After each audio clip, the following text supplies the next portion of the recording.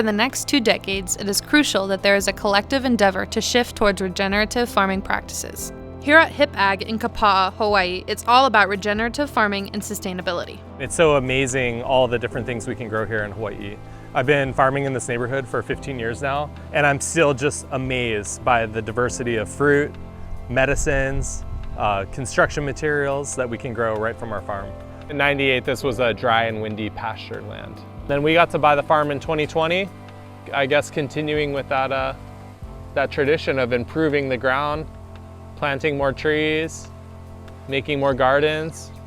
Transitioning to more regenerative farming practices is crucial for the long-term health of the land, the environment, and the well-being of our people. It all starts with education. We've done a lot of education with children, either on the farm or in the school gardens. We feel as though the best place to learn, to grow, and to value your food or where it comes from and what we put in our mouths is through engaging with it directly. These initiatives go directly to the relationship between food and health and touch on how improved nutrition is one of the most powerful tools we have. After COVID, we're refiguring out our youth education and how we move forward with field trips and supporting Kohala High School Farm in their agricultural program. We do kind of a couple distinct styles of farming. We do the market gardening, and then we do agroforestry. So agroforestry is a really old style of farming practiced throughout the Polynesian Triangle. Agroforestry is a key component of regenerative farming practices as it integrates trees and shrubs into agricultural systems, creating a more diverse and resilient landscape.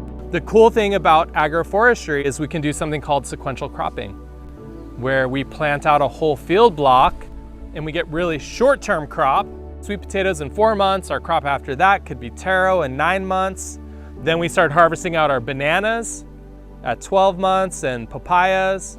Then we start getting to harvest out our ashwagandha, our high-value medicinal herbs. We start getting our climax crops, durian, mangosteen at 12 years, maybe 15 years. This is a process of working with nature, not against it, to reforest the planet while we get a lot of benefit for humans.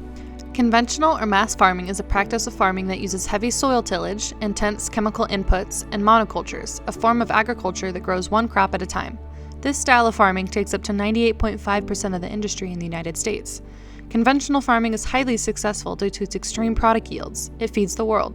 Our farmers want to make sure that they are providing for their communities. You look at the Farm Bill per se, and 3/4 of it has to do with food security and feeding the nation. I've heard that modern day conventional farming, we shouldn't even call it farming, we should refer to it as mining. Because the way their practices, the way they're engaging with the soil, they're actively mining out the minerals in the water and then exporting those minerals and water. If the food that you eat creates a desert on the earth, we have a problem. Toxic chemicals are so pervasive, its tentacles has infiltrated every aspect of our lives. If you eat a strawberry that's not organic, you might as well be eating a sponge soaked in pesticides. And would you believe me if I told you that a healthy soil food web produces food that's more nutrient dense? I mean, we're in the nursery. We start all our plants from seed. Get them up and running, sometimes as big as these tomato plants here, and then we get them planted in our greenhouse or field spaces and grow them. And the mission of HIP is to basically connect people with their food locally. So we have a Hawaiian makuakane, which is we have a Hawaiian father that had adopted us. When hanai is another word means to feed. So I just said aina and then hanai. So hanai means to feed. Good job. You want some jelly meat? Yeah. Aina is that which gives, that which feeds. In the next 20 years, a universal effort to transition towards regenerative farming practices is imperative. This requires collaboration among farmers, researchers, policymakers, and consumers.